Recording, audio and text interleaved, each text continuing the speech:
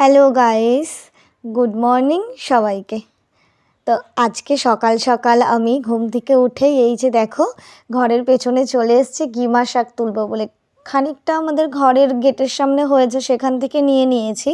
আর বাকি এখানে দেখো কত ভর্তি হয়ে আছে।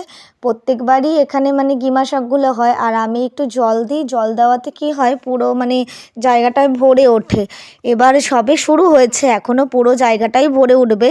প্রত্যেকবার এত পরিমাণে হয় যে পেছনে পুরো পা দেওয়ার জায়গা থাকে না, পুরো গিমাতেই ভরে থাকে।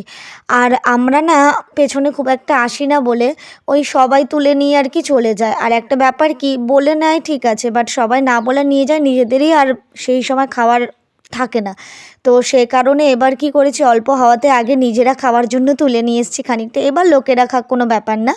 তো ব্যাপার হচ্ছে কি, নিজে জল দিয়ে মানে চাষ করে তারপরে যদি লোকে নেয় ঠিক আছে, বাট সেটা নিজেদের জন্যও যদি না রাখে সেটা কি কেমন লাগে, তাই না? তো তারপরে আমি ভালো করে এই গিমা শাকগুলো ধুয়ে নিয়েছি, আর খানিকটা বেগুন ছোট ছোট করে কুচি করে কেটে রেখেছি।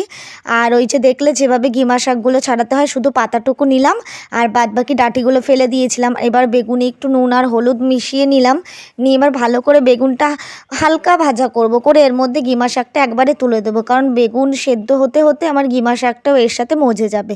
এই যে দেখো আমি শাকগুলো তুলে দিলাম, এবার খানিকটা ঢেকে দেবো। দেওয়ার পরে তোমাদেরকে এই যে দেখো পুরো বেগুনের সাথে শাকগুলো মিশে গেছে। আর আমার